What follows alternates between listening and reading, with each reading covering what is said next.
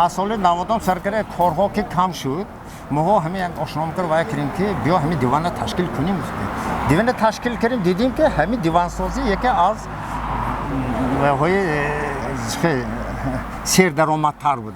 همین کار تشکیل کردیم همین بچه‌ها بیکار بود محلانتا همش خانه گم بودیم. همین خانه ما قریب 20 تا بچه جمع شد. یک 5 تا زن ها و ها میدوزن دوش میکنه یک 20 تا بچه ها همین کارش کرده همین دیوان سازی جدو هم ذوق پیدا کرد چون مخانشان زندگیشون آپشن میده. خودم هم زندگی ما آپشن همین نقص بود. نبینید که همین بچه ها رفته همشون هنرمند شدن. تا حتی مکتب من درس تعلیم مهنت همین دیوان سازی گذرانده بودم. همون بچه‌ای که همون درس به اشتراک کنن همین دیوان سازی یاد گرفتن قریب همشون تو حال همین دیوان سازی کار فعالیت میکنن. خب بیننده‌های عزیز البته تا آماده شدن موسیقیدان نورانی این جماعت ما صحبت داشتیم همراه اکای آخوندجان ستارов.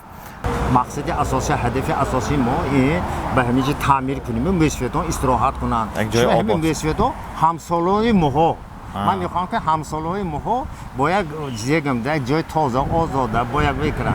بغیر از اینجا ما یک چند شخصان ما یاردم کردن که همین ها برای همین محله گفته من این کرپچه های گلیمو هلنگی ایدیشتواقع همش آزنام کرده دادم بیوه هم تو برای خیرات باید فکر کردن که ما البته آوه ها منت دو با گفتن که اگر شما حرکت کنید ما با دستگیری میکنیم برای آبادان همین ما البته تیار. خب بیننده‌های عزیز و ارجمند امروز ما تصمیم گرفتیم که برنامه نوبتی چایخانه تنین را дар ҷамоати деҳоти ёва дар маҳаллаи меҳровари ин ҷамоат сабт карда бошем. Албатта имрӯз мо бо даъвати яке аз шахсоне ки барои ободии анамин макон хеле саҳми назаррас доранд, бо даъвати акои Луқмонҷон Ҷураев имрӯз меҳмони анамин маҳалла гардида истодаем ва чун як кори асосие ки имрӯз барои анамин сарҷам овардани анамин мӯйсафедо як кори бузург, ин кори ташкилотчӣ аст. Ва мас инҷо мо фаҳмидем ки шумо анамин чойхонае ки имрӯз мо дар инҷо қарор дорем ташкилотчӣ шумо ҳастед. Шумо ташкил кардед анамин мӯйсафедо имрӯз сарҷам ҳастанд ва сари як пиёла чой як суҳбати хеле ҳам зебо ороста истоданд. Хуб, акои Луқмонҷон Ҷураев, сабаби албатта даъват кардани мо имрӯз дар чӣ буд? Сабаби даъват кардани шумоён дар ин макони маҷмӯаи фароғатӣ, истироҳатӣ ва маркази хизматнавозӣ дар он буд ки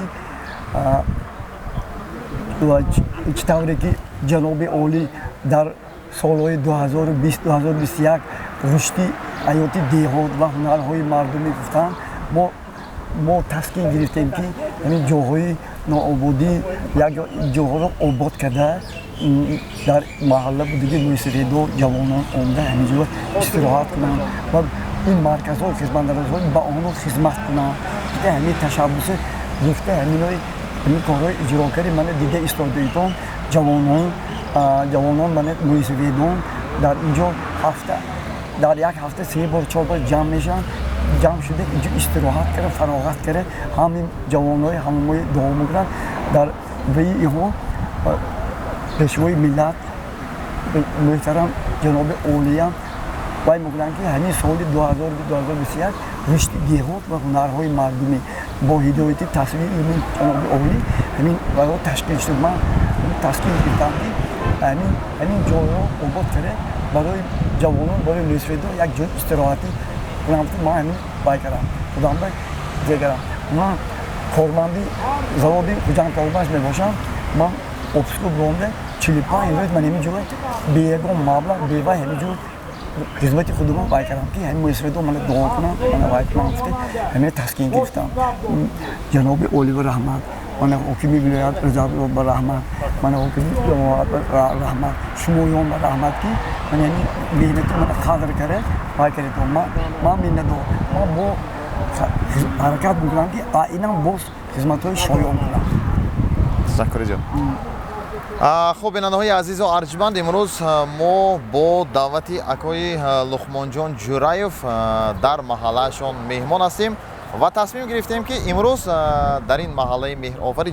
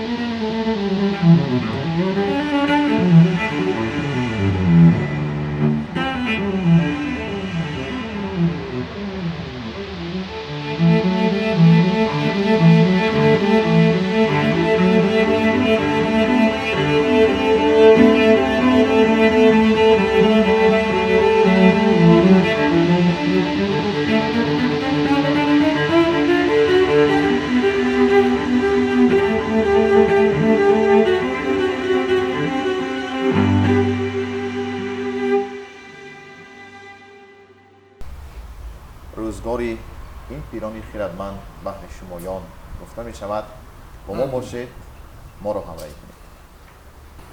خب بیننده های عزیز و ارجمند، نخستین سوالی که ما امروز همراه این پیرانی خیرتمند مطرح کردنی هستیم که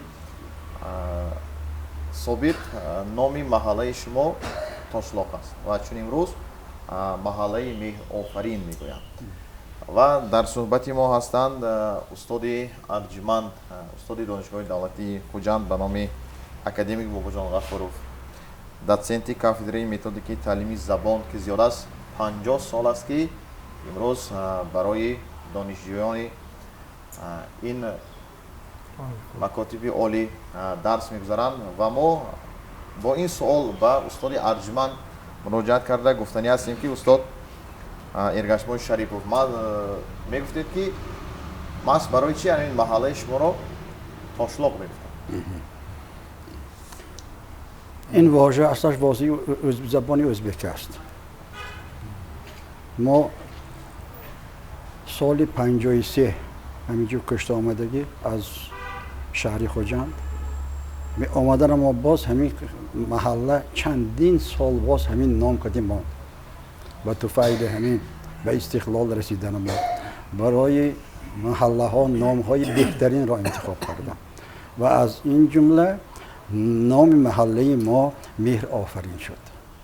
پروردگار الها همه مواطنی صحت خاطری جمع تا کنم. گپ در سر آن است که کلمه تاشلاق کلمه ازبکی بوده. معنای کلمه تاش سنگ، لاق بسیار. از اینجا برمی آید که جایی که مکانی که منزلی که در آنجا سنگ لاق بسیار است، سنگ بسیار است، آن را تاشلاق می گفتند. این کلمه ازبکی است. نه همین طور. لیکن در اینجا ما در چایخانه بسیار هم نامداری همین جا آمدیم. چایخانه حمام میگویم. به قول اسماعیل جان همین حمام از کجا؟ از شیخ برهان آورده همینجور شناندگی بوده. از همین سبب این در تمام همین یابه اگر پرسید کدام چایخانه حمام میگویم. و امروز ما شکر خدا که در همین گرد چایخانه نشسته آب و طعام کرده، یک دیگر حرمت و احترام کرده، یک دیگر به سلامتی بردوام و خوشبختی خوشروزی سعادتمندی آرزو کرده به همین جا آمدیم. اکنون در اینجا پیران بسیار هم عالی جناب من حاجی بابا این طرف پشتیم اشور بای درباره همین تاریخ همین جا بسیار تر میدانم. من اسماعیل جان شدیم، من اینجا برات بای شدیم، اکرام جان شدیم، حاجی شدیم.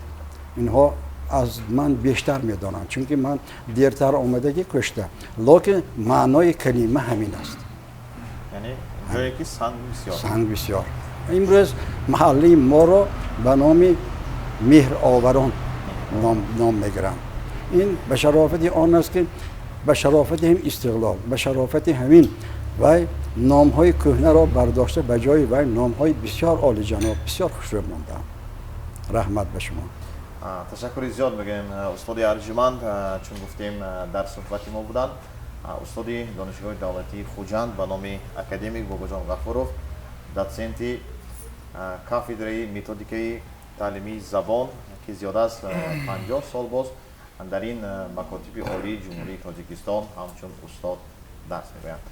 خب بیننده های عزیز البته با ما بودن رو فراموش نکنید، برنامه ما ادامه دارد. خب بیننده های عزیز و ارجمند برنامه چایخانه تنین را ادامه میدهیم و ما در جماعت دیهاتی یاوه در محله مهر آفرین این جماعت همراه ایرانی خیرتمند هستیم و چون اینجا استاد ارجمند به ما گفتند که همین چایخانه که عین زمان ما قرار داریم چایخانه حمام میگویم و ما چون اینجا استاد ارجمند گفتند همین چایخانه که عین زمان ما قرار داریم چایخانه حمام میگویم و ما خواستیم تاریخ همین چایخانه حمام رو از حاجی بابای ارجمند اشور بای اما که سالهای طولانی در همین جماعت عمر به سر میبرند پرسان شدیم که همین تاریخی چایخانه حمام و اون حمامی که در اینجا ساخته شده است سال چند بنیاد گردیده است؟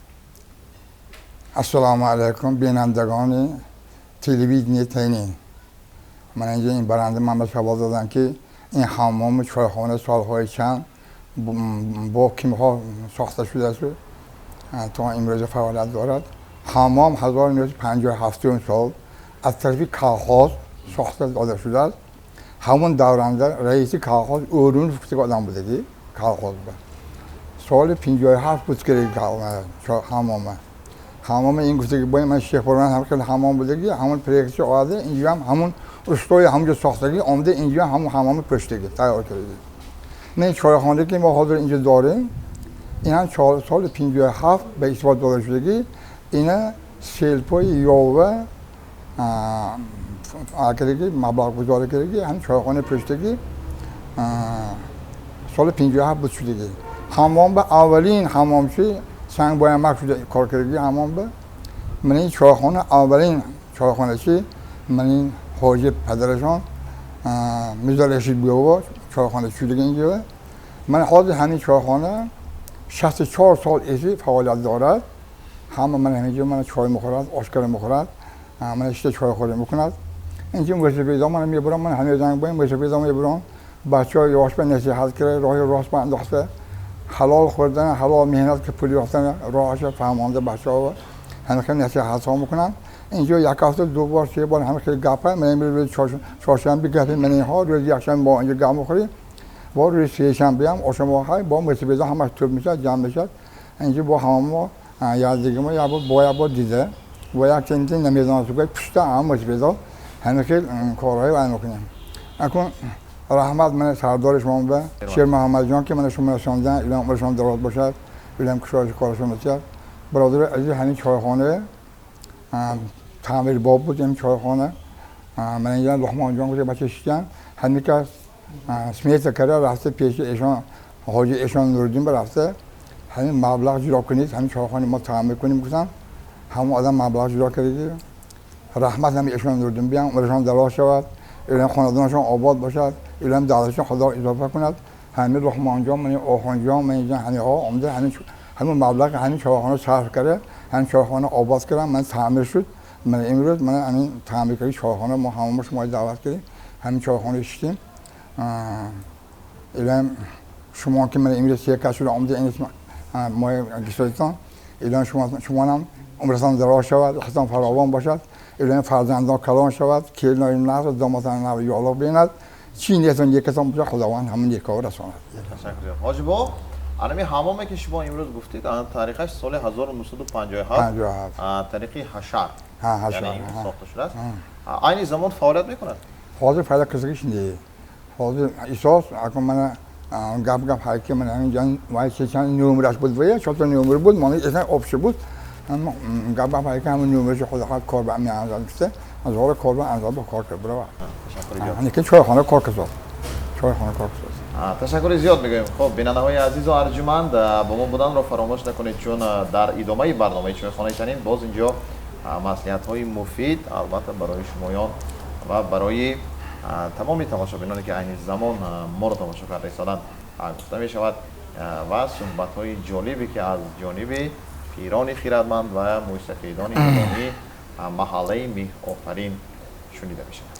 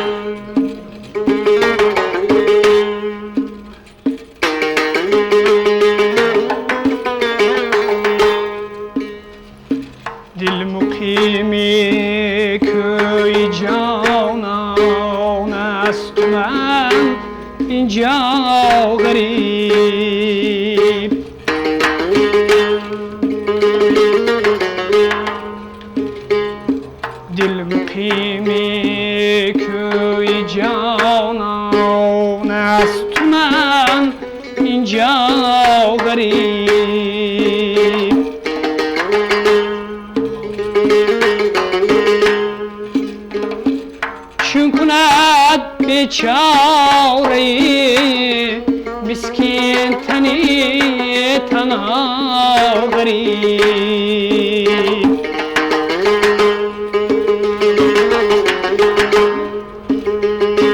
چون کند بیچاره مسکین تنی تنها غریب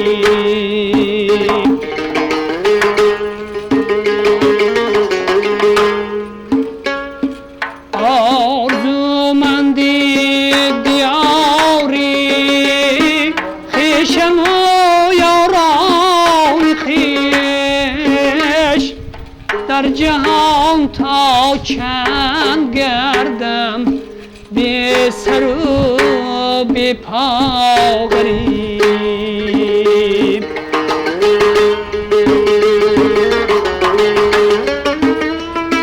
در جهان تا چند گردم بی سر و بی پا غریب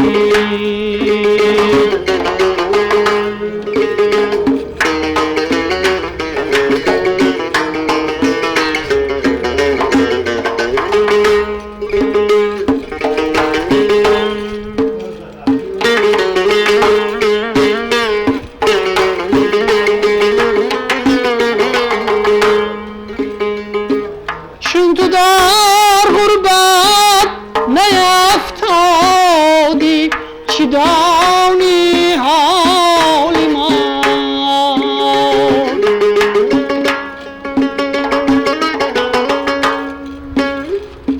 مهنتی غربت نداند هیچ کس الا غریب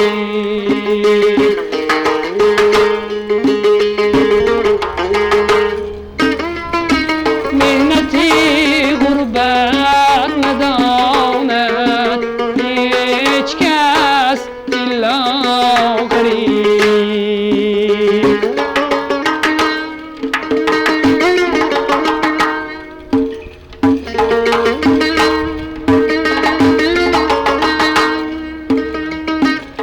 هرگز از راهی کرم روزی نپرسیدی که چیست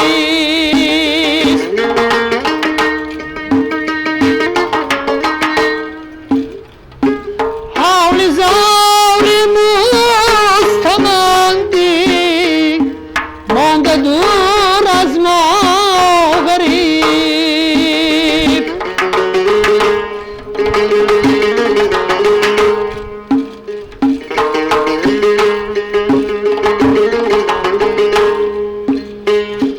در غریبی جان به سختی میدهد مسکین کمال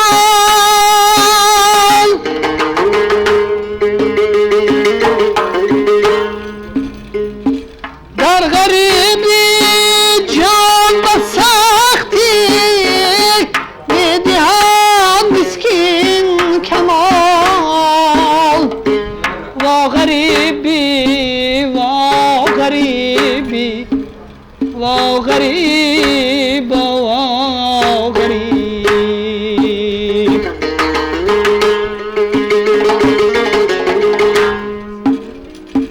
وا غریبی وا غریبی وا غریب وا غریب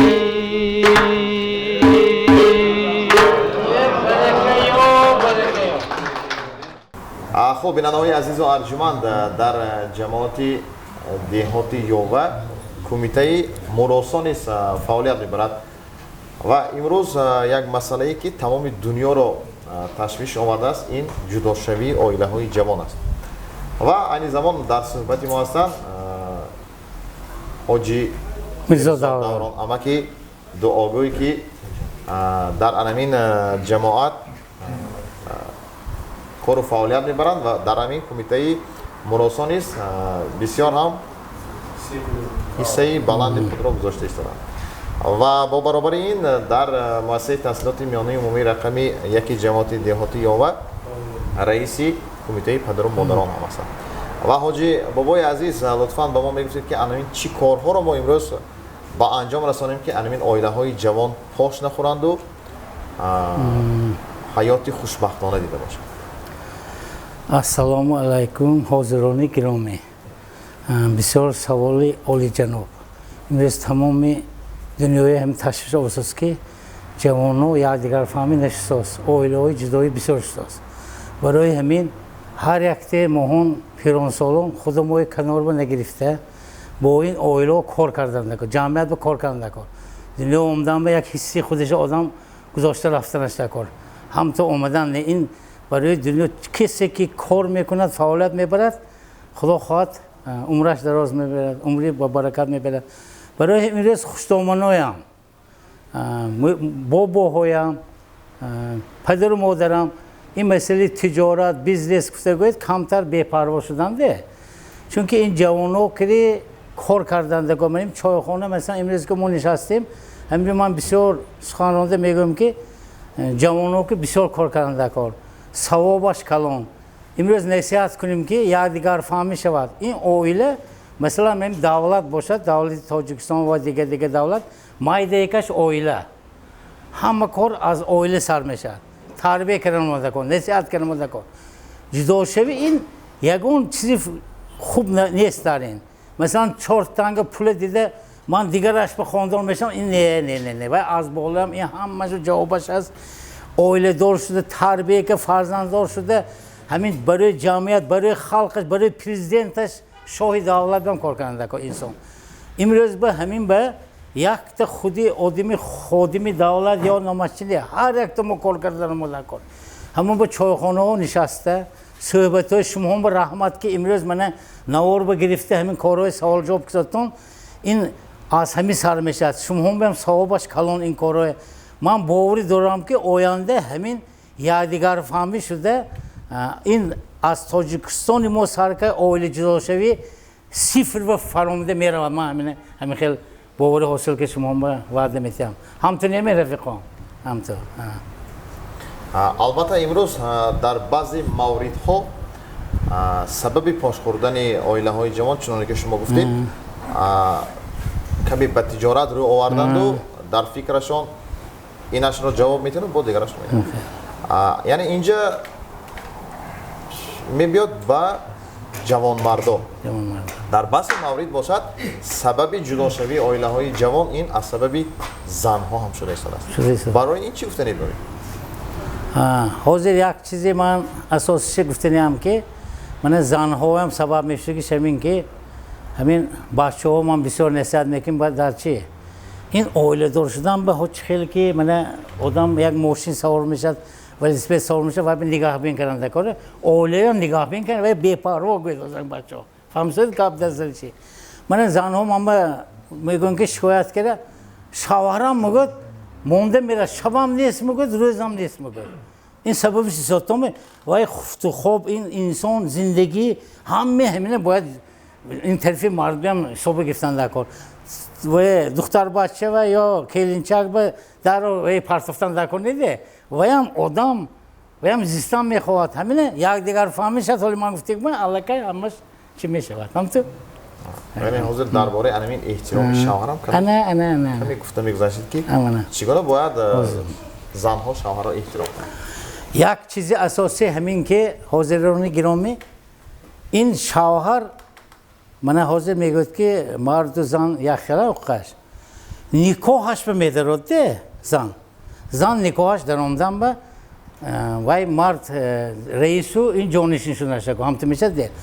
ҳамин касе ки шавҳараша эҳтиром мекунад, масалан мана вақте ки кор кунидан занҳо пеш аз шавҳараш омадан тайёр шуда як худаша нигаҳ бин кара эҳтиром кара вай набошадагишан диям шавҳараш вай чӣ хел одам ки ту гуфта гавзандам аллакай вай гунаҳкор мешад, аз ҳамин сар мешад. ҳамин мардак писарбача чӣ хел аз сангам ҷона сахту аз гулам нозук де баъзе вақтҳо ҳамин хел диланда дили мардии вайаш аст.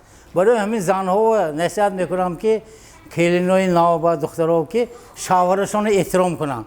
ҳамин ба нигоҳ кара шавҳарашон шони гавҳаре ки чашми занҳое эҳтиром мекунанд. ҳамту раҳмат. باز یک چیزی گفتنی دارم که حاضر من بسیار 18 که شد یا 19 و حالی نخوانندگی یا دانشگاه و قدیم اولین مانده است و علاقه خواندار میکنم و تیار نه پیشتر دوری ما خواندار شوی تا خودی سر بچه یک کار کرده کمک حیات نفهمه خواندار نمیکنم برای من از همه انسانو چی میکنم که خواهش میکنم که امروز به همین هم اعتبار گیرن هزار پولشان گپ این خواندار شوی آینده حیات این فقط پول رول باز نمیکنه حیات انسان رول باز برای همون بگذار و هنر یاد گیرد خواند یک قدر پدر مادر برسد بس خواندار کنم من همین خیلی مصلحت میتونم تشکر زیاد میگیم حاجی بابای ارجمند البته بسیار مصلحت هایی که امروز شما گفتید برای جوانان برای مستحکم کردن آینه های جوان خیلی مفید است. خب بیننده های عزیز و ارجمند برنامه ما ادامه دارد با ما بودن رو فراموش نکنید. خب بیننده های عزیز ما طریق اکران های تلویزیون شمایان امروز مهمان خاندان شمایان هستیم. برنامه چایخانه ترین است که در محله مهرآفرینی جماعت یووا ثبت گردیده ایستاده است و چون امروز گفتیم مسئله ای که تمام دنیا را تشویش آورده است این جداشوی عائله های جوان است و این موضوع را ما امروز انتخاب کردیم که همراه پیرانی خیرتمند کمی هم باشد برای آن عائله های جوان مصلحت ها را از طریق حاج بابا شنیده باشیم. حاج احسان جان امک پیری خیرتمند این جماعت هستند که سالهای طولانی در جماعت کار و فعالیت بردند و همچون آشپزی ماهر سالهای طولانی در خدمت بودند در خدمت خلق بودند و سابق رئیس شورای جنگاوران هم هستند بودند و امروز سوال من به شما چنین است که در جماعت دهات یووا ما این خوشبختی این است که در جماعت شما عین زمان اشتراکچی جنگی بزرگی وطنی زندگی میکنند. حاجی احسان جمک لطفاً به ما میگفتید که در جماعت دهات یووا زمانی بودند که قهرمان ها زندگی کردند اشتراکچیان جنگی بزرگی بودند کمی درباره یعنی این سابقه داران جنگ و مهنت معلومات میدارید. جماعت یووای ماننده بسیار سال 1941 1945 جنگ به خدمت کردگی ها بسیار اینجا و من نامشان میگیریم ولی نرزلوی بروای محل قربای ما احمد جان اوشیلوف صالح یعقوب جان محمد جانوف صالح محمد جان ولی تاجبای امین جان بسیار جنگاورا رفته جنگ به اشتراک کرده سیاه سلامت جنگ تمام کرده خانه درشان به سیاه سلامت آمده دولت به خدمت کردن همه ها همشان وفات کردگی فرزنداشان حاضر دولت به خدمت کرد در حیات نیوره هاشان حاضر جماعتی یووای ما یک اشتراکچی جنگ بزرگی ماندگی حالا فامیلشان عبدالحمید یلداشوف سنشان 94 95 براندگی روز ایدی نهم مای به ما ایاردار کرده ایدشان رو تبریک کرده رفته میبینیم سیاه سلامت در آنده برانده گشتن فرزنداشان عائله هاشان نرسید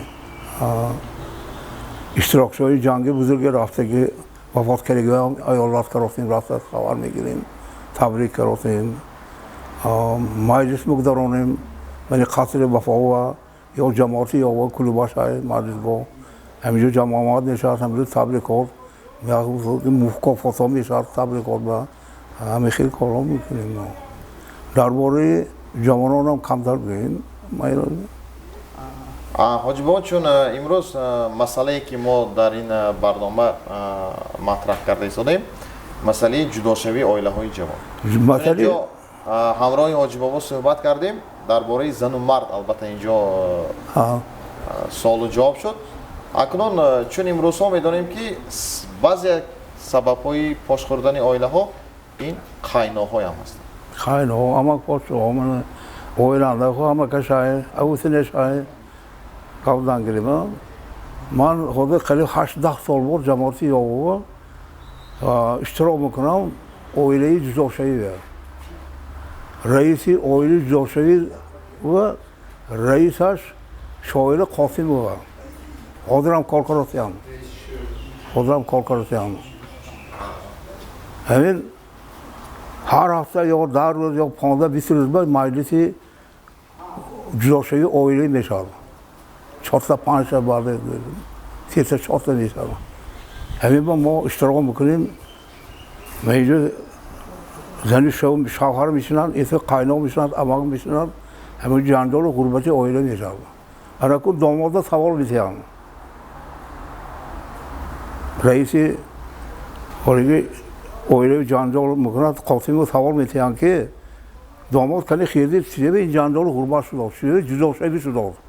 Sabah başa göğüt mıkın. Sabah başa hemen ki oraya keli saval kırığı. Saçma yorduk zaten tavallık kırığı.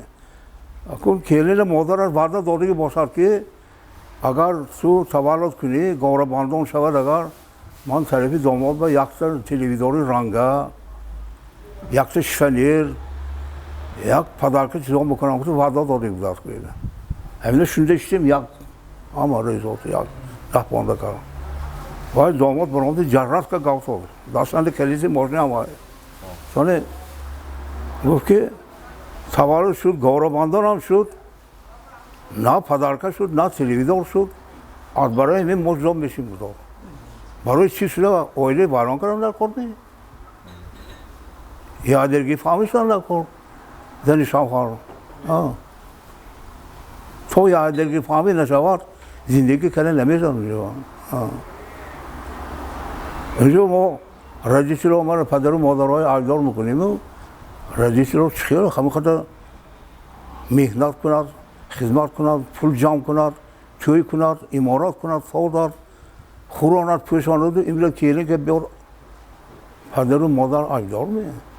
Zamanonam ya harakat kara, sal tu Xudoshani ehtiyol kara, yadigar fahmi kara, kor kunamda. تشکر ایجاد کنیم بعضی قاینه هایی که امروز هستند که خود نمی آموزاندن اول بعد از وی طلب میکنن طلب میکنن برای همین قاینه ها چی بسنی دارید قاینه ها هم اکو مرا کیرینه تربیه نقد رفیق خونی نقد تربیه کنه شما نکن دوغی پپته دار کنه زنک با اگر مردک دوغ کنه سخنرانی کنه دگر مغلیم همون جوگی کلگیش سخنی کلگیش خودی کردی دماش تیز هاگو ان هم باید مقدارات بدارن زنگ با یا خودی افسمته میاندر ان باید مقدارات سال اوی خیال کرده حواس کرده گاودانان کردن کو صحبت کردن نکو آنده مونده گپای بیوده گفته جوشان نکو نه اوی کردن نکو خودر زمان با خودر شرایط با خود این امارات ساختن این خانه‌دار کردن چه کردن کار آسان نیست مشکل بوده خودتون دیداته شده باشه‌ها هم همش گویی کنند فکر کنند یادگیری فهمی کنند کارش برات پیش بری کنند حاجی بابا اینجا الفتان شما گفته ایستادن که ما برابر شما چون آشپزی ماهر هستید باز اسکی‌های بسیار هم می‌دونیم ما خواهش می‌کردیم یکی از آنها رو با ما نقل می‌کردید من یک وقتا یک رزنده یک مردک یک یگید برای آقازگوری عبید کردنش آشخانه می‌دارند آشخانه دارنده استالبه می‌شینند خدمتچی می‌بیاد تقصیر چیه خدمت اما یک پارت منطق گرم بید منطق یک تا طبق شوه منطق آقاده میمانند منطقه مخورات گویدو خود به خود میشودت کو همین میگفت دیگه میشه میگیردو میشودت کو میگفت و اونجا پاور نگاه که طور که این دنی منطقه یکان چیزی بد بودت میبرد میشودت میگفت درس خواست کرد پاور sonra آمده میگفت که های تقصیر کلین با شما منطقه دیسته چیزی خود آسیدو میشودت کو بسازید این چیزی که همین سخانه تا معنی کرد Abi piyadan bir şudak koyun mantığı mı gördü? پیاده میشلات کو من تو من ما خانو اویلدار زن ما های خانو بین یک تو منتو شواد گوین زنگا اول 1 کیلوگرم گوشت گرم بید منتو کنه میتیام گفت حوالا بیر 1 کیلوگرم 80 ما اگلو وای من گوشت گرم بیوای منتو کنه سیاد میگه تشکر زیاد همصحبتی ما بودن حاجی احسان جان امک تشکر زیاد میگیم. خب بیننده‌های عزیز پس از چند لحظه ما باز روی اکرانی شمایان برمیگردیم.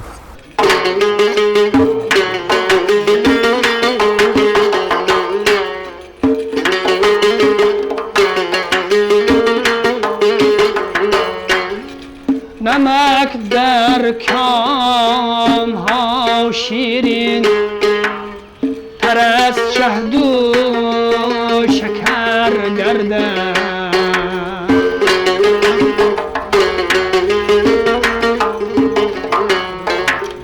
نمک در کام ها شیرین تر از شهد و شکر گردد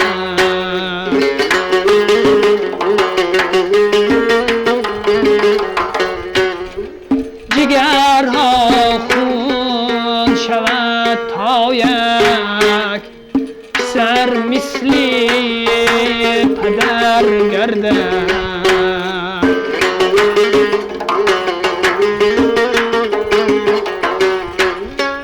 پدر از شوق دل در کودکی دستی پسر گیرد با امید که در پیری پسر دستی پدر گیرد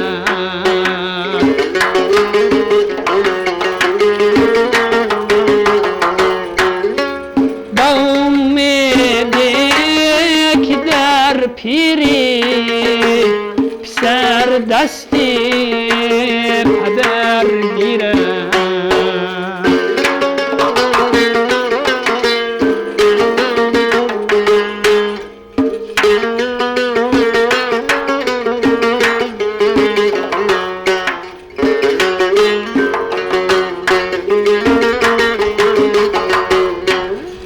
سفید داوری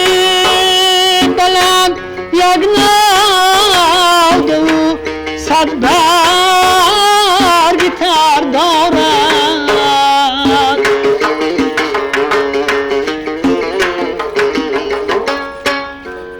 سر در کویش افتاد چه پروای پدر دارد اگر فرزند قابل رفت از حالش خبر گیرد ولی فرزند ناقابل گریبان پدر گیرد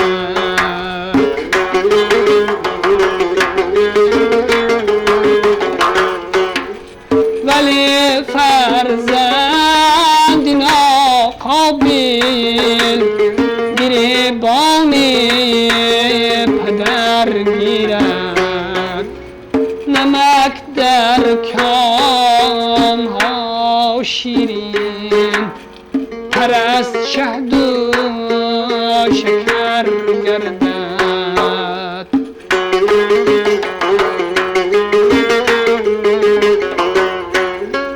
جگرها خون شود تا یک پسر مثل پدر گردد پسر مثل پدر گردد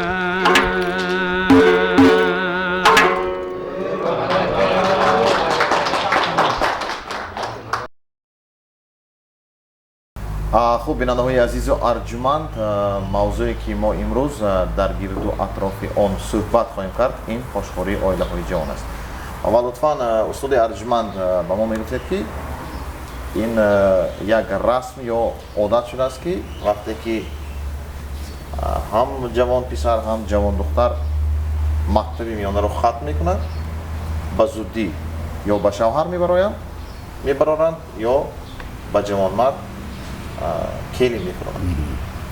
در آینده انمین مسئله با ما صحبت میکنیم. به همگان معلوم است که در خوجند اساساً در همین خوجند شهر عادت شده است که پسرشان که 18 به در آمد خانه دار میکنند، دختر که 17-18 به در آمد به هم خانه دار میکنند. اکنون گویید 17-18 به در آمدگی بچه دخترک در یک عائله تربیت یافته است، پسر در دیگر عائله، در مابین آنها حتما نافهمی می شود. اکنون چیکار کردن در کار؟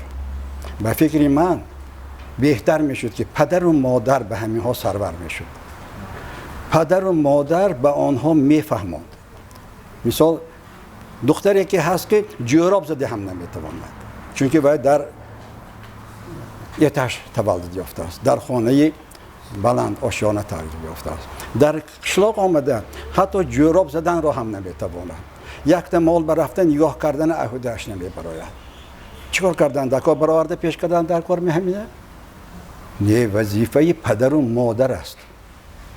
اقل 3 سال همون به یاد دید. یگان عیبش رفته پدر و مادر دختر به نگوید. پدر و مادر دختر از دخترش هم همین سخنانی نشنود. اگر به همین طور رفتار کنیم، به خیالم در دوام 3 سال دختری که ما تربیت کردیم در راه ما میگردد، با سخنی ما میگردد، با اذن ما میگردد، گفته این ما را کرده میتواند، احتیام کرده میتواند. انا همین است که در بین آنها دو عائله جوان گپ بسیار بسیار نمیشود. و خیالم از همه مهمترینش میزد در اینجا قناعت پدر و مادر، قناعت بابای و بیبی همین خاندان، قناعت اهل محله است. برآمده دخترکایی هستند که میبرایند میروند گریه کنند نزد مادرش، میگویند که من همینجا یا خورفته گشتم، من اینجا زندگی کردم، تو به من نشان ندادی که مال چه خیل میجوشد، مال به چه خیل نگاه میکند. خانه و رفت همین گپ، از اونجا هم گپ میبراید. بهترینش همین خانه آمدن بعد دخترک به سخنی نرم کتی راهش نشان داده، من همین خیل کرده رفتن در کار دخترم، همین خیل کنید گویید، در دوام 1 سال 2 سال وی در اسم شما میگردد، با راهی گفتگی شما میگردد، همیشه فرمانهای شما اجرا میشود. خوب بیننده‌های عزیز، اینجا ما رسیدیم به فرجام برنامه چایخانه تنین و در فرجام باشد از حاجی شیر محمد بابا خواهش میکردیم که تا یک دعای نیک گفته باشد. مرحمت الله. آمین. اولی تنی صحتیت، خاطر جمعیت، همت عمرت به، رزقت به، کسب کارت به، علمت به، خدا برکت عطا کند. دراندراز الهی 105 به درایتان و خار زار نشویتان. همین آمده همین های هم خدمت کساست، همین های هم 105 به درآد و خار زار نشود. من هم ویتران ترده ولی وای آقا وای نکردن، من هم کلخوز به ایشگر به هیکر زندگان و هیکر گذشتگی هم اوش پختگی همجا خدمت کردگی هم تام با رحمت. ربنا آتنا فی دنیا حسنه فی الاخرت حسنه و قنا عذاب النار. رحمت خوب بیننده‌های عزیز، این زمان آشی پلاو نیست آموده است، هم صحبتی ما هستند. نفری که همین آشی پلاوی با لذت را برای مستفیدان و برای ما آماده کردند امروز اسماعیل جان امک هستند. لطفا به ما میگفتید که همین آشی پلاوی که امروز شما آماده کردید از دیگر آشی پلاو ها یا نمودی تیار کردن یگان دیگری دارد؟ وقتی که آش دم میکنید، وقتی تیار میکنید باید که گرونج انداختید، بعد از وقت کمتر دم میتید. ما بالاش کم لوده میمانیم، هم تشکیل گوییم لوده موندن بعد 8 میل میدارید. مقصد چی؟ آش دانه شود دم نکرده پیش و علاقه پختن هشده کار. بعد وای باز میگیریم یک بار چپکر استاده، sonra میانو töp که 6 میل بو میداریم. آش sonra گویی که کشون این خیلی سانه گویی که وای میشد دانه میشه.